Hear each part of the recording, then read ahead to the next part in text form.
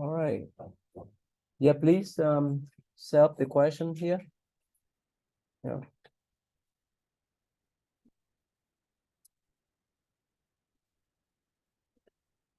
All right then. Two, please. Two only. Yeah.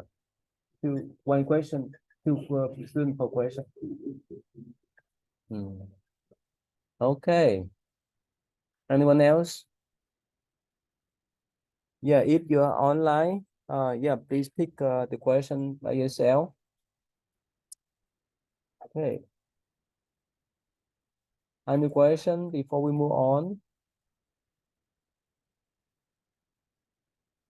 Yeah, please type up the question. And let me remind you guys, I think I told you guys before.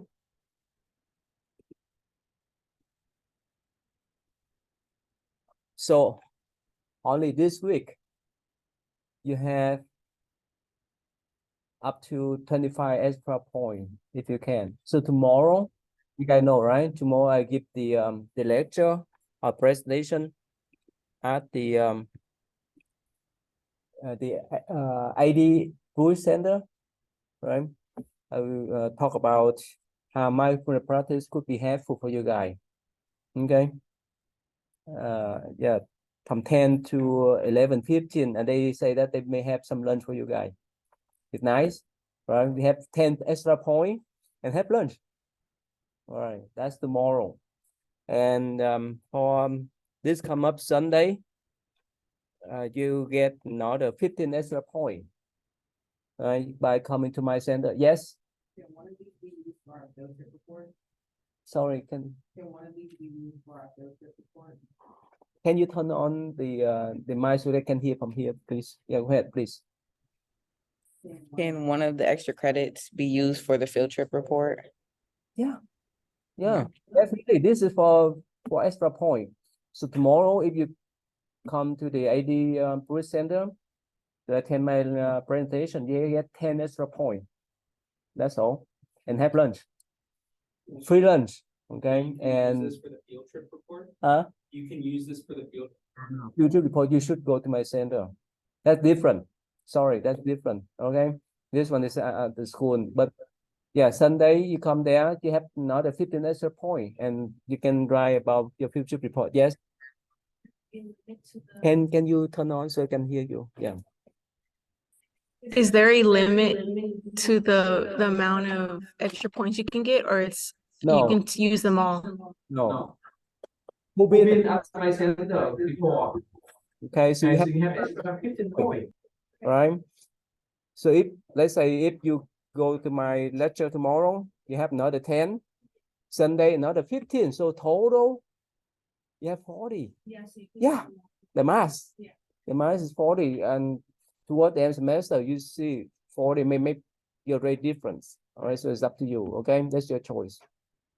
Any question? Okay, so this Sunday, and this who live in Sugarland? Anyone live in Sugarland? No. Okay, so it's just my center there, and they're from 10 to 12, so that you can have first-hand experience about Buddhist practice. Who have not been at any Buddhist center before. So this is a chance for you. Okay, you learn more, so that you can see and how they follow and practice Buddhism. Okay. All right. Any more question? So again, you have up to 40 points extra. Okay, and after that, that's all. Or after that, yeah, if you go to different centers, sorry, it is not in my plan. Okay. And of course, that's your choice. If you want to come to my center, or if you want to, your choice. Okay. I want to make clear that. All right. Any question? So let's see here. I forgot. Who volunteered to do the final presentation in class final presentation? Anyone volunteer? I need probably only one student. Alan, you want to do? You scared? Wei, you can do it? No?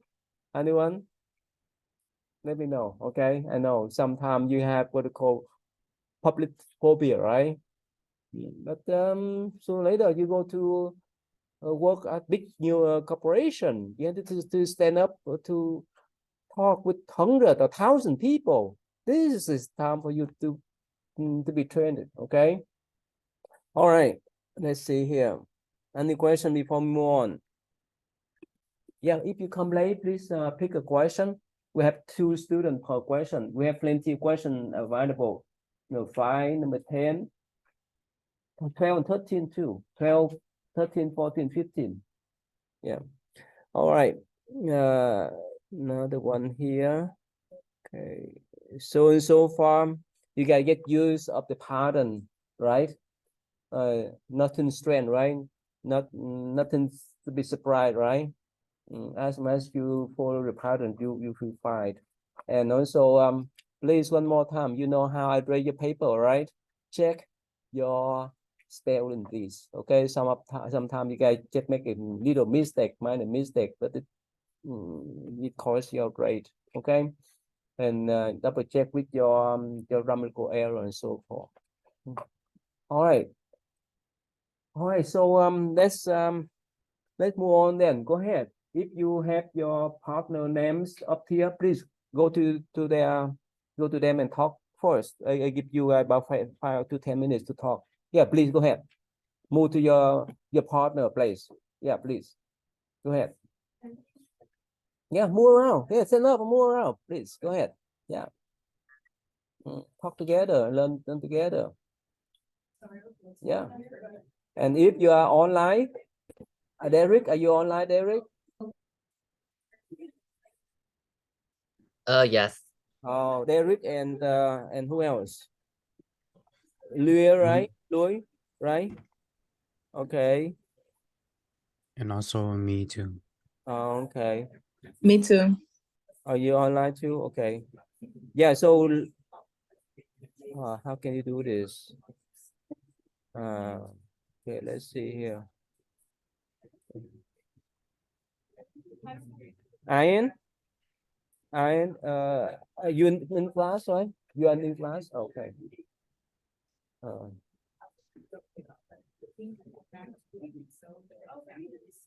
Tessa, are you here? Are you online? Oh, can you put the question? Oh, you have question there?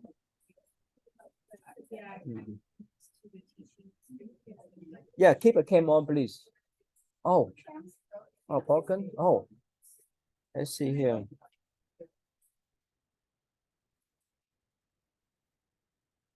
Tony, are you here? Tony? Tessa? Can you stay back, okay? After class, stay back. I need to talk to you. Tony, are you here? No.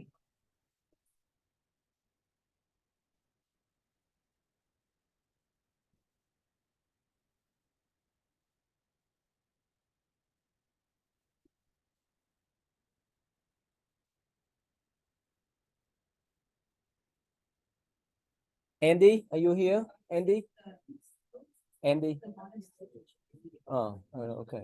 Are you sign up any question there? Yeah, I'm number 10. I don't have a partner. Oh, you can talk with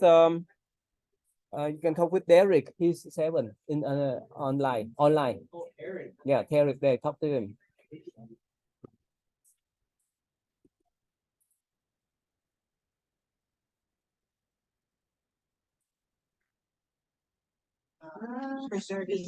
Eric. Mind putting me in a room? Oh yeah, I will give you like the breakout room.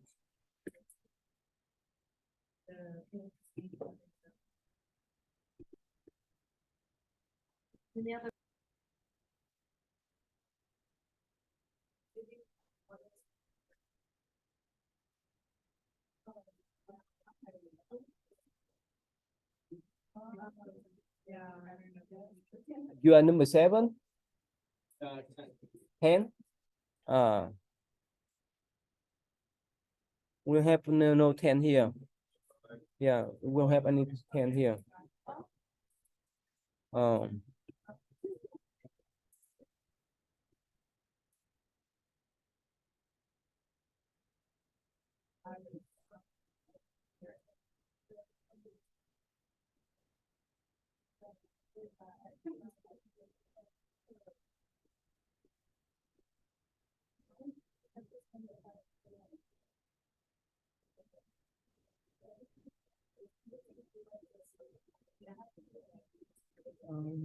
Liêu.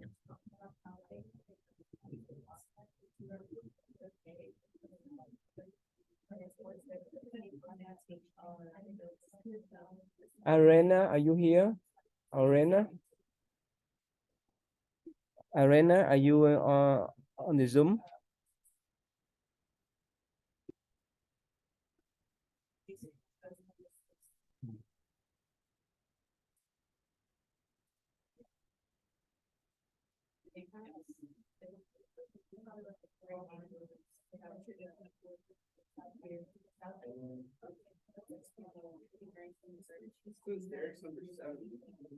So, Tessa, you have number 5, right? Okay, let me turn on. Let me up on the breakout room. You see your friend go there, okay? And if you have your partner here, can I have attention, please? If you have your partner here, you don't need to log into the breakout room, okay? Only the one that I assign, okay? So don't click on anything. All right. Yeah, go ahead. Tessa, you can go inside the breakout room with your partner then. Yeah, talk to them. Huh? Who you talk to here? Are you two? Oh, that's okay. You can talk together. That's okay. You go and there. Number 7. Oh, 10. Yeah. There's 7 or someone's 7.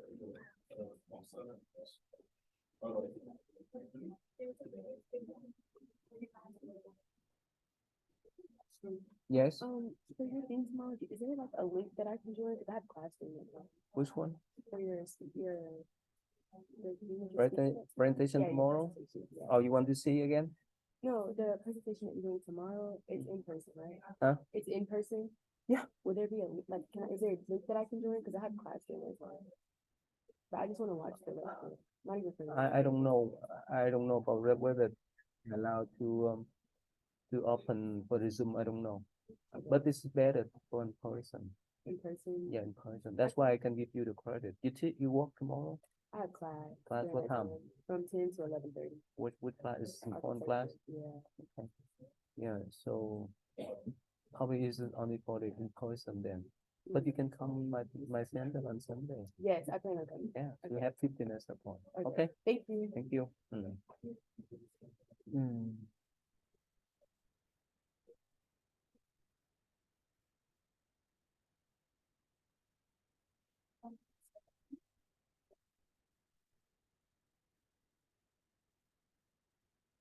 Okay, Alan. Where's Alan? Oh, you are with whom? Oh, okay. Okay, all right.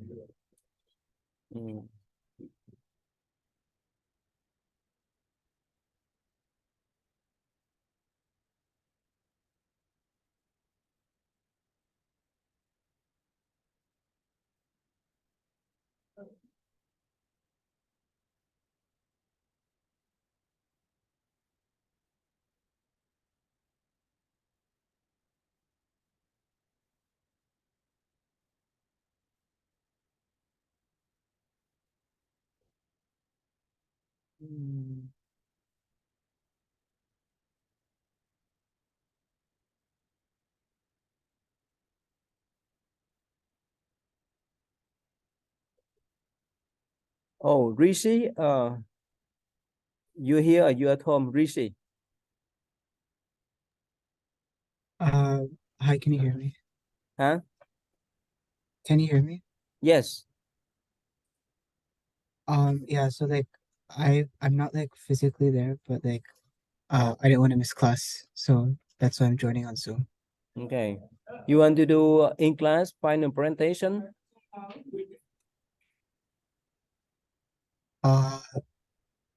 It's up to you. Let me know if you can. I just need only one student to be here on the last day of the semester. I think December the 5th. Think about that, okay? Think about Yeah, that. I'll think about it. Okay, think about that. Milan, are you here? Oh, okay, you work with him. Okay. With task for? Are you? Oh, okay, you work with him, right? Yes. Okay, work with them. Alexis, are you here? Okay, wow, I could not remember you guys. All right. Okay, we have Sydney, right? Sydney, yeah. Okay. There's all right. Let's see here.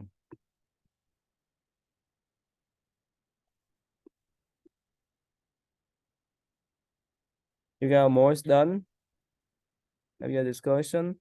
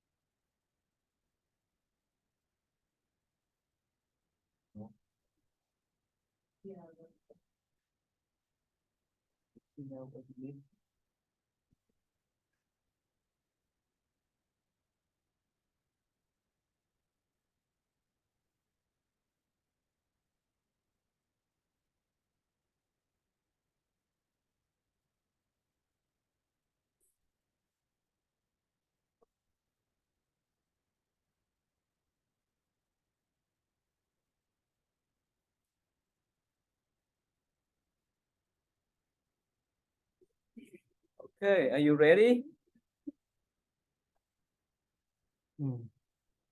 All right, let's move on then. Okay, let's start with number one. Jesse and Angela, please can turn on the mic so we can hear you. Yeah, please go ahead. Read the question, please, Angela. Okay, so our question is describe the historical aspects of Theravada Buddhism. And so basically Theravada Buddhism is also known as Southern Buddhism. And on the Oh. Camera. yeah, camera, please. Okay, so Theravada Buddhism is also known as Southern Buddhism because it's more popular in Sri Lanka, Thailand, Myanmar, Cambodia, and Laos. And it's also a more conservative school of Buddhist teaching that emphasizes the centrality of the historical Gautama Buddha. And it's also, again, relatively conservative approach to doctrine, which means tradition isn't frozen in time. And also it's more than just an aesthetic, and it's like more complex than just meditation and like just aesthetics of yoga. About the Theravada tradition is a very a significant branch of Buddhism that is deeply rooted in the teachings of Buddha himself. It's one of the oldest schools of Buddhism, and it carries a rich history and a deep spiritual teaching that have been preserved and passed down through generations. The roots going back to Buddha himself kind of signify a sense of trust and legitimacy, like the truth of the teachings, and to continue in the tradition. It highlights the significance in the Buddhist world, and the continuing of the Theravada tradition speaks to its strength as it continues to thrive and guide its followers through their spiritual journey. The monastic community plays a very central role in preserving the Theravada tradition. This highlights the importance of the monastic life in the historical development and preserving Theravada Buddhism. And there is a close relationship between the Sangha and the state of the influence of the Theravada Buddhism. Yeah. You know, when did they have the name Theravada? When did they have the names of the Theravada?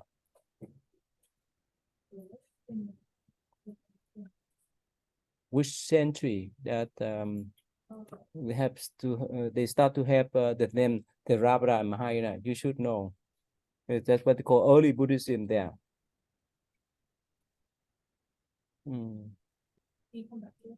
Huh? Ah. And what they call here, let me share with you guys. That's on the website. Huh? You know that? Yes? When? Yeah, it's actually they say the 3rd century BC. Yeah. During the Ashoka times. During Ashoka time, okay? So these are, let me share with you guys. So these are the 18 earliest Buddhist sects. And Theravada and Mahayana right here, see this? Right here. Can you see? Theravada here is about the 3rd century BC. They start to have the name of Theravada and Mahasanghika, that's in Mahayana later on. Okay. All right, so thank you. Yeah, go ahead. The next one, please. Number 2, Kai and Wing, right? V? Yeah. All right, Yeah, please. hello. Question 2, explain why the centrality of the Sangha and its primary responsibility for preserving and embodying the Buddha's teaching are the defining features of Theravada tradition in its diverse cultural and historical forms. The reason is that venerable members would like to protect the tradition's integrity. They managed to keep the Sangha's unification and maintain the Buddha's teachings, which have been handed down in succession within the monastic community. Yeah, that's it. Okay. Is that V? Right. Hùng Nguyễn? Who is this? Is it V? No. Number 2. Who is your partner? Anh, right? Oh, only one. Hai người.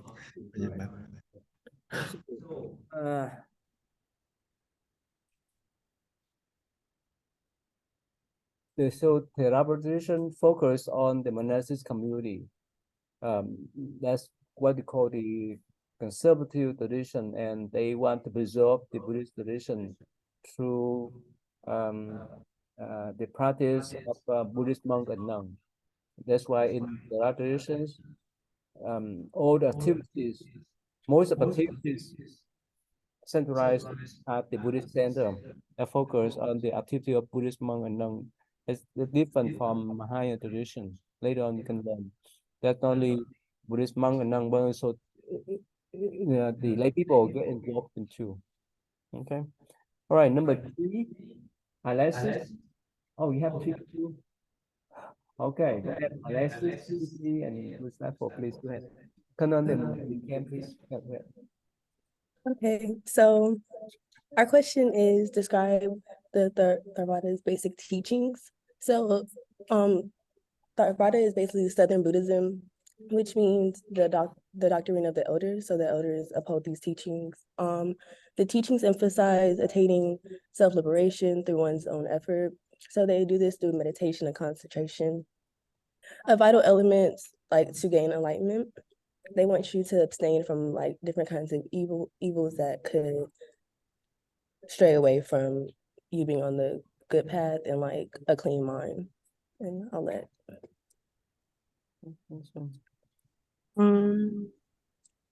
So the ultimate goal of Theravada Buddhism is to attain the. Sydney. Is it number Yes. 4? No, it's wrong. Yeah, I just didn't change it. What's that? I didn't change the number on here. It's wrong. You do the same number? Yes, I'm doing 3. It's just 3. Yeah. Can you turn on, please? Turn on the camera. Oh, yes. Yeah, go ahead. Okay. The ultimate goal of Theravada Buddhism is to attain nirvana at the end of the cycles of your life. And another important teaching, like aside from nirvana, is arhat, which means perfect being. And there are 4 steps to attaining the path of arhat, which are tapana, which means stream enterer, sakadagami, which means once returner. I'm sorry, Anagami. which question you talk about? The number 4, number 3.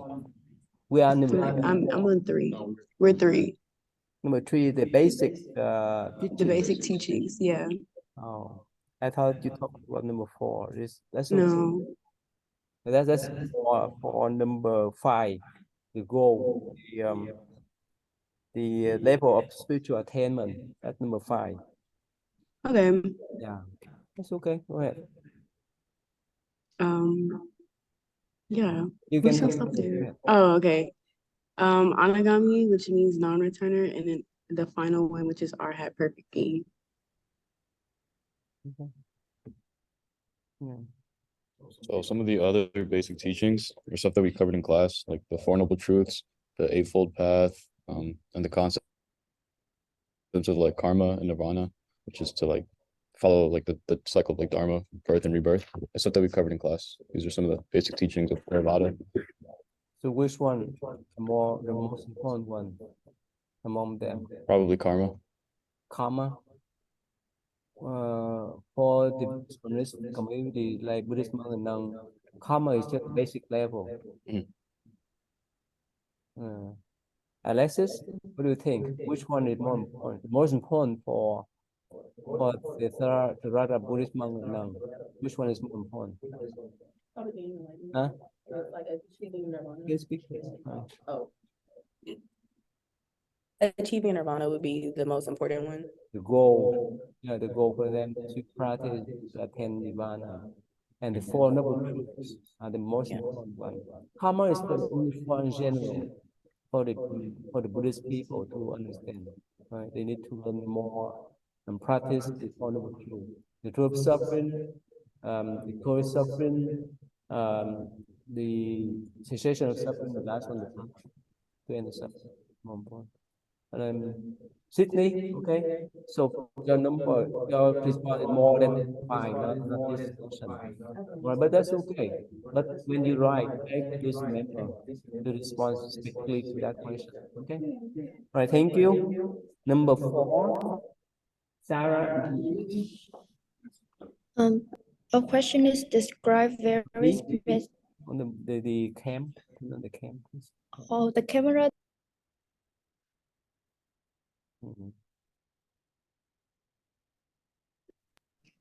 It doesn't work for you. Oh, I think it's now.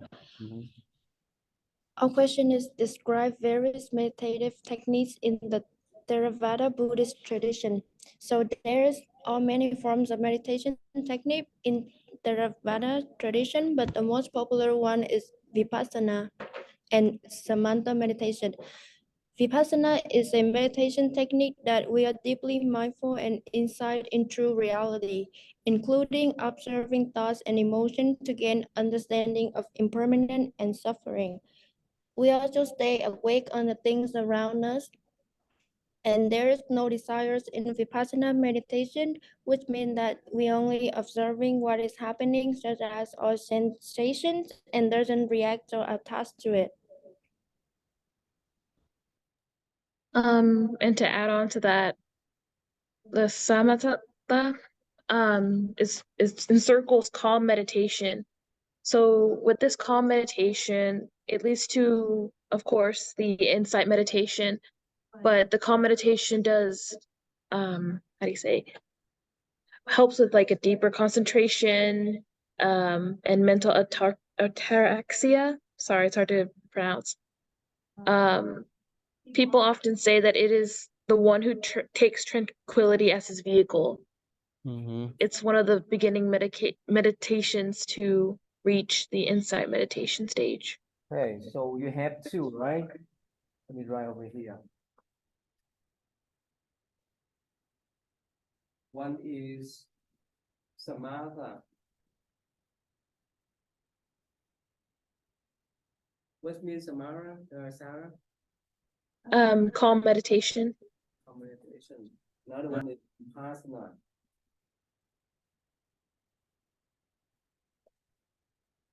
What's mean? Vipassana.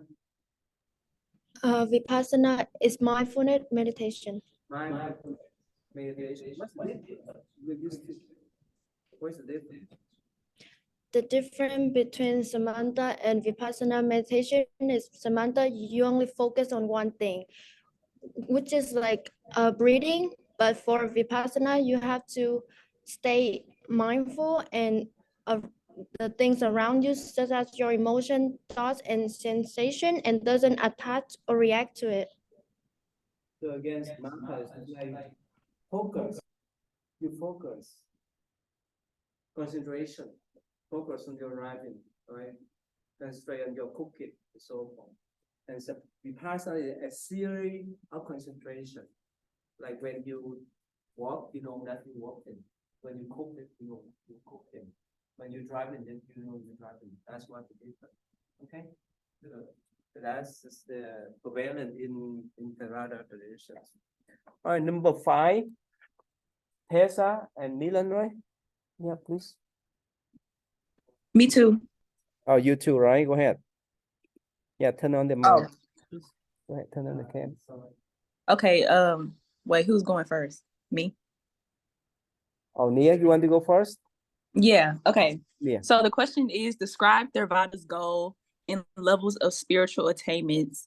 And basically it's for the individual pursuit of liberation or nirvana.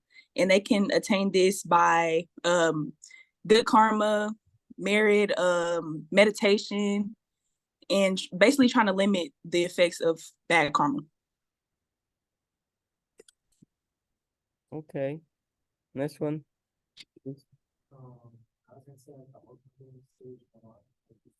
Can you turn on the mic? And then to end the cycle of rebirth. The purpose is basically follow the Eightfold Paths and practice meditation, and it has allowed the laity to commit to merit-making activities, while the practice of meditation has traditionally been reserved to the Sangha. And it's important to protect the Sangha because they basically protected Buddha's teaching since the time of Gautama Buddha. Number 5, right? Yeah.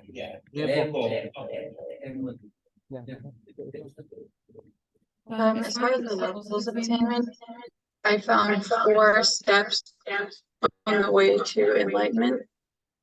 The first being Satipatthana. That's basically when you accept the truths of the Dharma and you start on your path to being enlightened. The second one is Sakadagami. This is when you're one rebirth away from. Oh, can you turn on your cam? Oh, you have your cam. It's broken.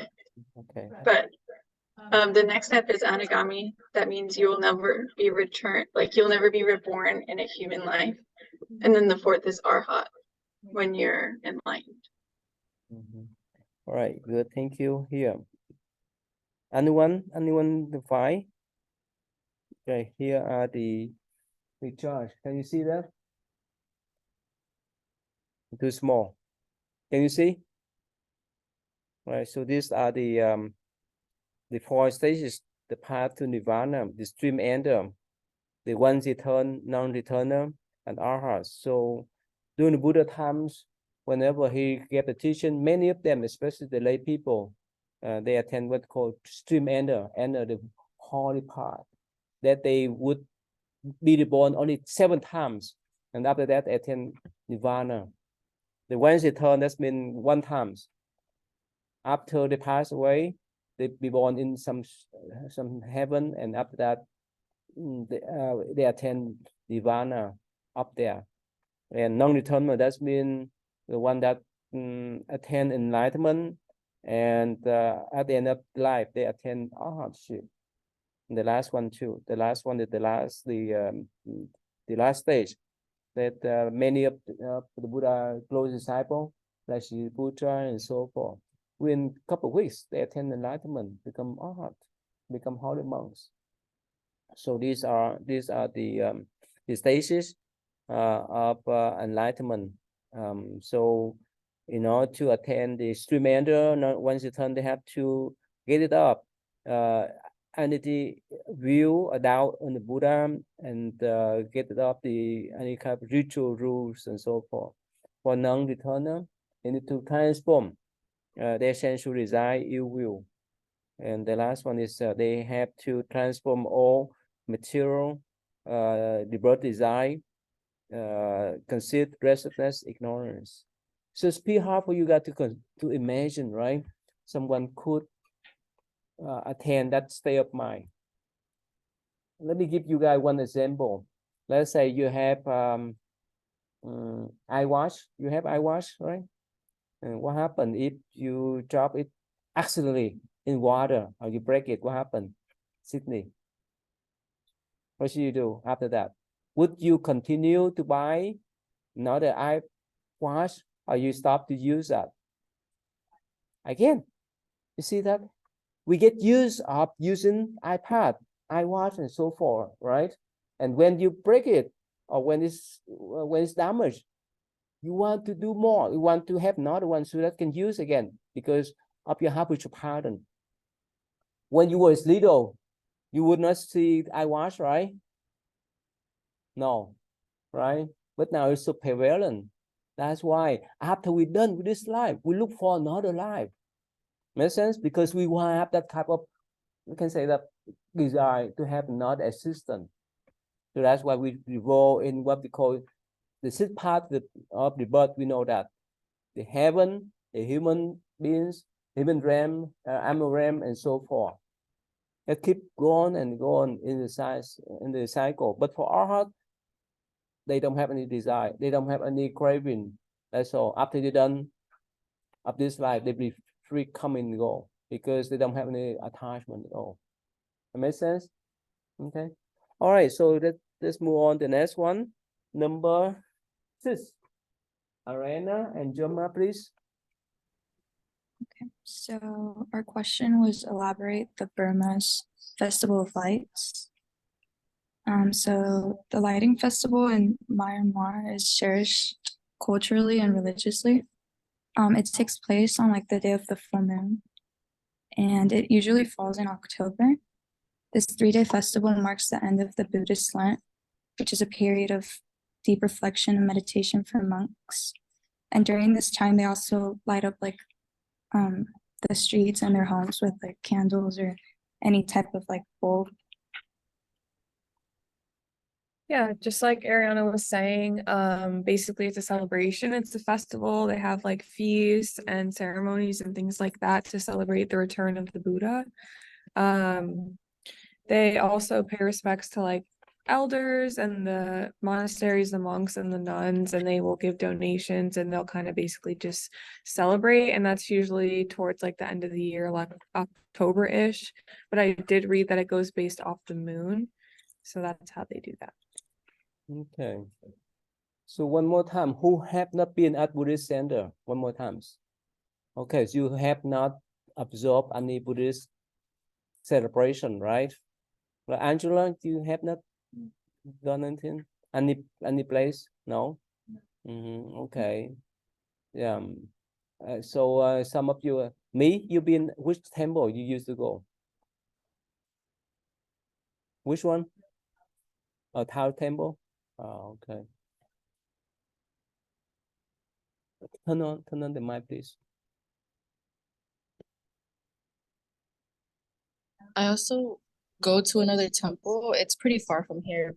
I don't know the English name, but it's called Chùa Pháp Nguyen. Oh, okay. In Thailand, right? That's where my grandparents are. Oh, really? Okay. So you participate in all kind of big celebration at your Vietnam, right? Yes. And you explain to them what's about. Share with them. Turn on the mic, please. The Buddhist celebration. Like you mean the Buddhist? Oh, Like Buddha birthday and so forth.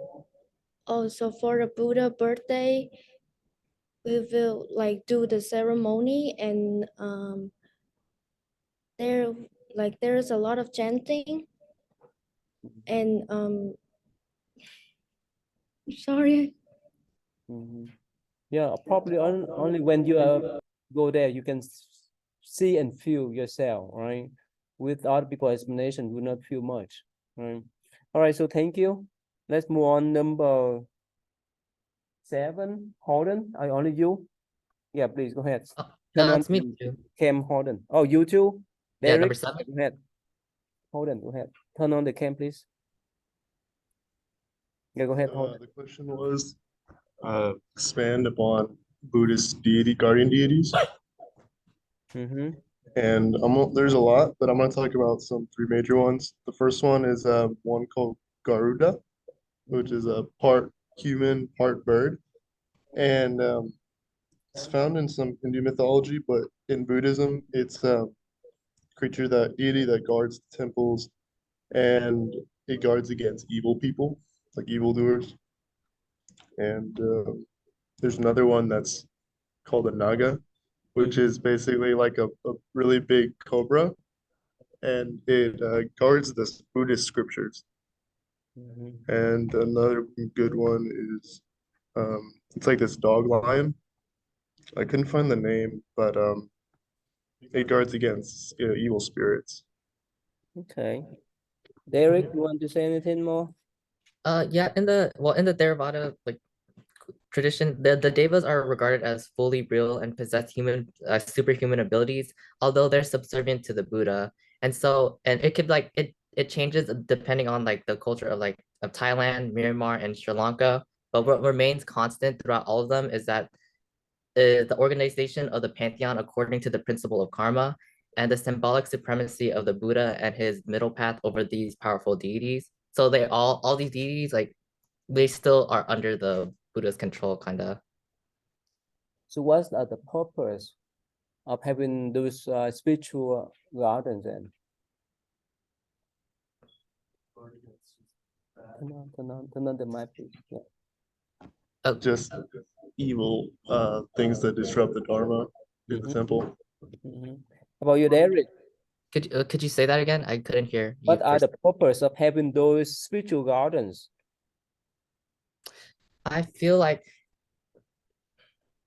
obviously to have the people believe in something that can like ward off something they could follow, somewhat like some figure or deity that they can follow if they don't want to follow the Buddha. You see there? That's the here, right here. What they call the Thai style garden there. It look peaceful, right? It was of the evil spirit. So depend upon the tradition, depend upon the country. So they are what they call a spiritual garden. Like you have security guard, to protect the country, to protect police people to patrol around the school, right? Otherwise, some people will mess up. I mean, there's some evil one who mess up. That's what the whole idea is about. This one, another one here. So every Buddhist country has different spiritual garden then. All right, so thank you. Next one, number 8, right? Sydney and Alan. Number 8, Alan, Sydney. Turn on Alan. So number 8 was describe the difference between the scholar and rural monastic communities in Theravada tradition. And Theravada Buddhism is one of the main schools of Buddhism that was formed after the Buddha's death. And Theravada teachings are believed to come straight from the Buddha himself. In Theravada, there are commentaries that give traditional scriptures and interpretation. And Theravada Buddhism preserves the Buddhist teaching in the Pali Canon. One of the most important Theravada scholars was Buddhaghosa, who wrote the Visuddhimagga, one of the most popular doctrines in Buddhism. And other scholars after Buddhaghosa focused on the literature and academics of Theravada Buddhism. And basically, scholar monks take the path of preserving Theravada literature. Okay, thank you. Sydney, please. Can you turn on the mic, please? Within rural monastic communities, they place a stronger emphasis on meditation and practical application of Buddhist teachings. So a lot of monks and nuns tend to dedicate more time to meditation and mindfulness practices. Within the rural monastic communities, they typically are more remote and in a more natural setting away from urban areas. They believe that these tranquil environments provide a better condition for meditation and contemplation as well. The communities there also are more simpler and more strict lifestyle as well. They have fewer material possessions and focus more on inner peace and insight. So aren't how they are different? I guess the scholar communities, they focus more on like the academics or like the literature side of Theravada Buddhism, and the rural side focuses on like meditation and like peace of mind. Yeah. So what they call the scholar monk and forest monk. So like at university, you have professor who teach some courses in mechanical engineer or even in medical field, right? But they don't practice, right? They just go to school to teach. So do the Buddhist scholar, right? And other Buddhists, they are forest monks. That means they stay in the forest, and some Zen master, they stay in the mountain and so forth to focus on the practice. So they go hand in hand together. So this is plenty of video clips that talk about those type of what they call forest monk. You can watch later on to get. Let's see here. How? Let me share with you guys. This pretty short. This pretty short clip.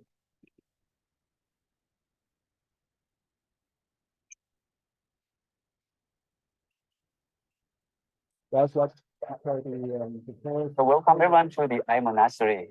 This is the place where we welcome all spiritual seekers from around the world to come and meditate with us. We are located in Chiang Mai province. It's only 73 kilometers from Chiang Mai airport, surrounded by the beautiful nature with the streams, with lots of trees and flowers. So the place here is designed to comfortably accommodate about 50 monks. We have 36 individual huts for those who join the training. And at the same time, we have another 14 huts for the staff. So altogether, we can live comfortably here for 50 people. We have the meditation room, we have the dining hall, we also have the 2 bathroom buildings, and also the place where you can meditate around the area, whether you want to meditate as a group with your teacher or you want to practice meditation on your own.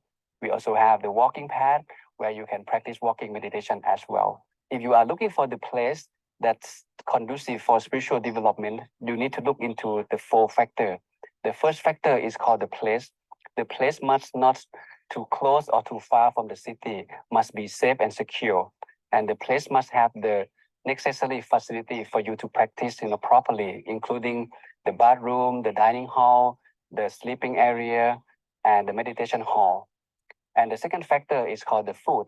You need to pay attention of the food that you will be eating for the when you join the training. Even though we are in the forest like this, all the staff will pay close attention of the food that proper for each individual. Some of you may be vegan, some of you may not like meat, some of you may allergic to something. We will work with you and make sure that you can live comfortably while you join our programs. And the third one is called the people. After we have the good place, we have good food, we also need to have good people, the staff that always there and support you along your trainings. At this place, all the staff, they speak English, they understand the Westerner. When you come here, we want to make sure that you feel like home. And number 4 factor is also very important. Not just the place, not just the food, not just good people. We need to have a good curriculum, the good structure. What you will be learning for the next 30 days will be specifically laid out from day 1 until the end of the program. Alan, you follow? What are the 4 main factors? What are the 4 main factors that he just mentioned? Turn on the mic. Turn on the, yeah. The first one? You can have where's the first? I know the third one. Eating? Like Oh, food? Place. The comfortable and place, right? Second is food. The third is People? what? People? People. Last one, curriculum, the program, right? That's what they have there. Well, anyway, it's just a short video clip. All right, the next one, number 9, me and Austin, please. Our question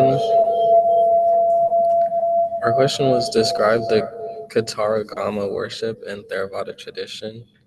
And the Kataragama worship can be explained by many things, but an anthropologist studied the devotion to Kataragama and said that the Buddhists are drawn to it because of the dramatic religious practices associated with it, and because it offers emotional gratification in contrast to like the sensual and emotional restraint seen in traditional Sri Lankan Buddhism. Okay. So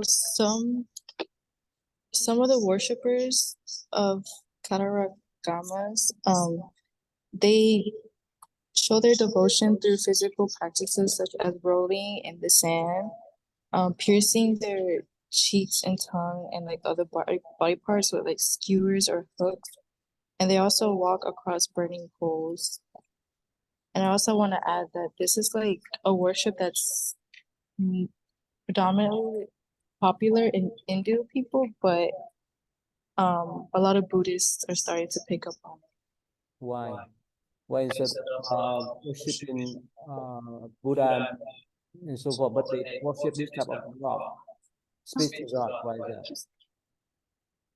You know why? Austin? Why? You guys know why? Alan, you know why? Why Thai people, they worship this type of God inside the Buddha temple? Why is that? And even like Angela, you say that you went to the Taoist temple, right? Oh, okay, you went to Taoist temple, right? You see at the Taoist temple, they still have Buddha statue too, right? You know why? You should know, especially the temple I told you guys here, the Guandi, right? They worship Guandi, they worship Lao Tzu, Khongzhi, Buddha, and so forth. Why is that? You guys know why? No. Whenever Buddhism spread to, it incorporates with the local tradition, with the indigenous faith and belief of local people. We don't try to destroy, but to incorporate those type of local tradition. That's why it's normal for even Vietnamese, Chinese, Thai, and so forth. They worship the local spirit. There's no problem. Makes sense? And that's why you see this is just, they are working in harmony with the local tradition for 1,000 years. Okay. Is that quite different from the West, right? Even when you go to the church, right? Let's say you go to the Protestant church, you're not supposed to go to Catholic church, right? But in Buddhism, it's quite different, especially even in Asian religion. It's this type of what they call harmonious spirit that work together with all kind of tradition together for 1,000 years. Okay, so thank you. Number 10, and you alone? Only 10? Okay, go ahead.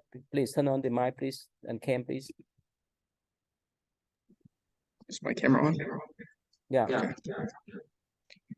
So going over Sri Lankan Buddhism and going over its historical and religious background, from what I saw, King Ashoka was crucial in bringing Buddhism to Sri Lanka, and his son Arhat Ahinda, he continued to develop it. And today, there's about 70% Buddhists in Sri Lanka, which is crazy because it's the south. You know, usually you'd see Buddhism in the north, but for that, it's pretty crazy. And there's this famous tooth relic from the Buddha, and they've created like a shrine for it. And a lot of people go there to visit that shrine. And the Buddhism that they practice there is the Theravada Buddhism. That comes with the monastic order, and some of the rituals that they have are like the Vesak. Is that how you say it? Vesak, which is like commemorating the birth, enlightenment, and death of the Buddha. And that's like one of the most important festivals that they have there for their rituals and traditions. And as I said, it's a famous pilgrimage site. Yeah, thank you. So these are the remember we studied about Ashoka before, right? These are the 9 delegations that Ashoka was sent to those countries, right? They call Burma, but actually in the past, you know, the boundaries of the country, the boundary of the nation is not clear because they are changing, right?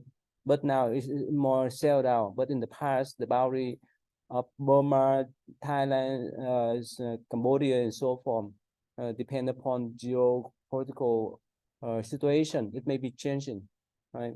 But they say that Ashoka sent a couple months went to there. Yeah, he sent that couple months there to spread Buddhism, but they have not found the exact location where the first 2 months taught, whether in Burma, Thailand, even in Vietnam, so forth. So that's why it start to grow, and people eventually follow Buddhism since then. All right, so thank you. Number 11, Angel and Anne, please. The question says, explain the Pasan festival in Sri Lanka. It falls on the full moon day, either in May or June, and it just commemorates the arrival of Buddhism in Sri Lanka from India. It is a day where the son of Ashoka, he was a monk named Mahinda. He converted the king of Sri Lanka to Buddhism. Anne, please. The location of the festival is at the mountain of Mihintal, which is where the monk Mahinda first taught the Dharma to the king, as well as is according to tradition where Buddha visits Sri Lanka for the 3rd time. And it's one of the 16 primary pilgrimage sites in Sri Lanka. So, how Linda relate to Ashoka? How? Mahinda. Yeah, that was his son. Yeah. So, you know, Ashoka, we learned before, right? I think I mentioned before too. So Ashoka, he helped the Buddhism spread everywhere in India, and also he erect the pillar, stupa, and so forth. He devote his time, energy, and money, and so forth for development of Buddhism. So one day he asked the elder monks, what else can they contribute to Buddhism?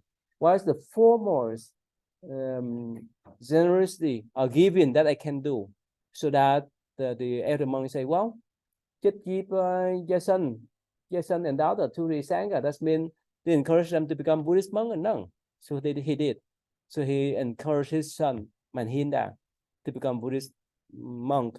That monk, he went to Sri Lanka to spread Buddhism there. So they consider Mahinda as a founder of Buddhism. It's just this one here. That's why when you go to Sri Lanka temple, Yeah, you could see them, and especially in Sri Lanka too. That's here. Mahinda here. All right. This is one here. Is this his image? And also right here. And also this is his sister, right? His sister name is Sangam Mita, the one that brought a branch of Bodhi tree from India to Sri Lanka.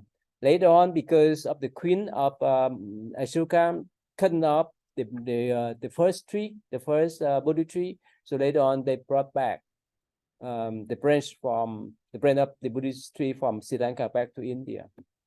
Yeah. All right. So thank you. The next one, number 14, Brent, right?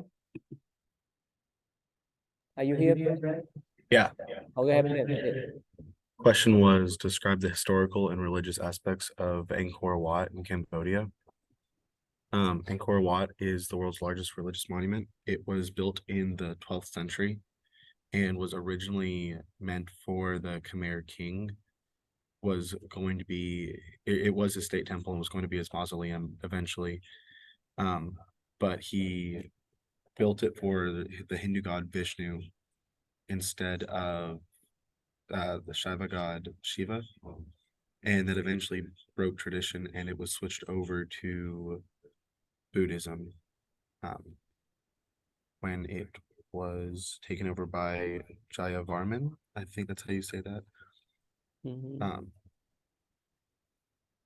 And it was all the statues that were originally Hindu were taken down and Buddhist art was put up, and it is still the world's largest Buddhist pilgrimage site. It's really all I could find though. Okay.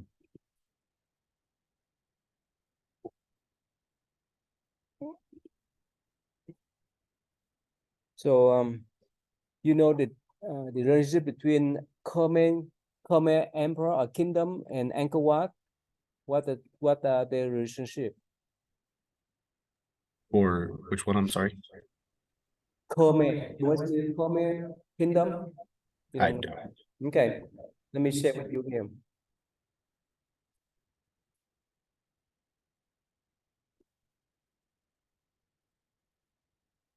See, this was what they call Khmer Kingdom.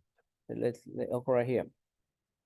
It's in the past. This is the Khmer Empire. You see that? The core border.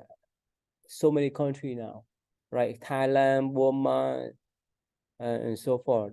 These are the spread of the Khmer Kingdom, but now it reduced as Cambodia nation. Okay, so during those time, right? At first, the Angkor Wat was developed by a strong construct by Hindu priests, right? And later on, the Khmer king emperor came up and convert into Buddhism. That's why they transform the Hindu temple into Buddhist temple. So you can see that this is all kind of harmonious spirit in Asian religion. So when ones pop up, especially when Buddhism spread, become popular, it work together with the local spirit, local tradition, not to destroy, but to work together to incorporate with that type of tradition for 1,000 years. Okay. All right. So, Andrea, your last one. Andrea here. Oh yeah, please go ahead. So my question is asking to compare and contrast the doctrines and practical aspects of the Theravada and Mahayana traditions. So when it comes to their doctrines, the differences, well, I guess the similarities are their pursuit to become enlightened beings. And then some differences in the Mahayana tradition, there's three main aspects: the importance of the sutras, the significance of the bodhisattvas and the religious communities that they lead, and the importance of meditation. And then in Theravada, there's two foundational concepts, and that's nirvana and like the place that you, what is it, the arhat? I'm not trying to pronounce that, but and then practical aspects is I focused on meditation and the differences in that. Theravada meditation is really motivated by a desire to escape the cycle of rebirth and reincarnation. But in the Mahayana tradition, they want to achieve enlightenment through meditation, but they can also choose to stay in the cycle of reincarnation out of compassion for other people. Okay. All right. So which one you think is more practical? Close to the mass? Which one? I think maybe Theravada, just because in the Mahayana tradition, like you can stay in reincarnation, and that's kind of like way in left field when it comes to Buddhism. Because usually the goal is to like not be reincarnated. It's the opposite. Oh, well. Yeah, let me share with you here. So after taking this class, you should know the difference between Mahayana and Theravada. Right, these are the basic information.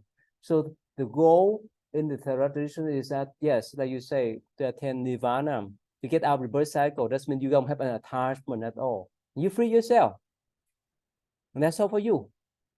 Imagine that somehow you found a treasure island and you go there by yourself. Is that fun? Probably not, right? For yourself only. But in Mahayana tradition, it's different. That while you're working on the path, a spiritual path, you help others. Like while you go to school, you want to become a tutor. So I can walk into this room there, right? They have the testing center for the student who want to become a tutor. Anyone of you here are tutor here? No. So while you go to school, you can tutor, you can help your friends in math, English, science, so forth. So that's what we call the Mahayana then. Right? The goal for the Mahayana tradition is to attain not a Nirvana, to become Buddha. That ultimate goal. Right? Because everyone, even every sentient beings had the Buddha nature them, the good nature them. That's what we call the Bodhisattva path that help other people while we working in the path. So that's one of the big difference. Okay. All right. So any more question? Okay. How about I miss anyone here online? Rishi, are you there, Rishi? You're missing me too. Oh, okay. Oh, Liu, okay, go ahead. We missed you. Go ahead. You want to talk any more about that question, Liu? I got the number 6. Go ahead. So okay. I just wanted to add on the previous idea. So the festival, so they decorate light everywhere, including home, street, and pagoda, because they believe that the light is like a guide for the Buddha to go back to the human realm. And during the festival, the young honor the elder by giving them gift, and also they seeking for blessing and taking advice in return. And during the festival, there are many kind of charity. They donate for whoever in need, or also provide food for the monk. And also they spread the traditional story to serve the entertainment and moral education. Okay. All right, thank you. Rishi, you want to talk on number 7, right? Rishi? We can hear you, Rishi. Turn on the mic, please.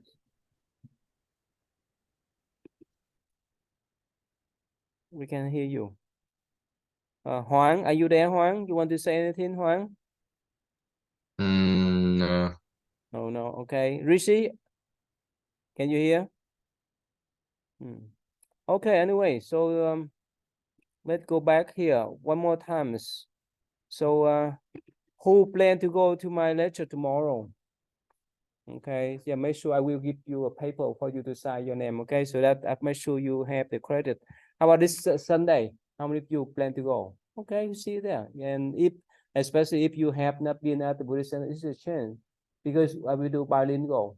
Most of center even when you go to the future, go to do your field trip report to some Buddhist center like Chinese, Vietnamese, Sri Lanka, and so forth. Most of the time, they don't speak much English. They have in the past, I have some students, they have a problem because they could not find the translator. So even they can take picture and so, but they don't know much about activities over there. Okay. All right. So any more question? All right. So otherwise, I can let you go. All right. And if you please stay back, and the one that they will ask, please stay back. Okay. Angela, you have class after this or not? Can stay back. Okay. Thank you. So see you either tomorrow, Sunday, or next Tuesday then. Thank you. Yeah.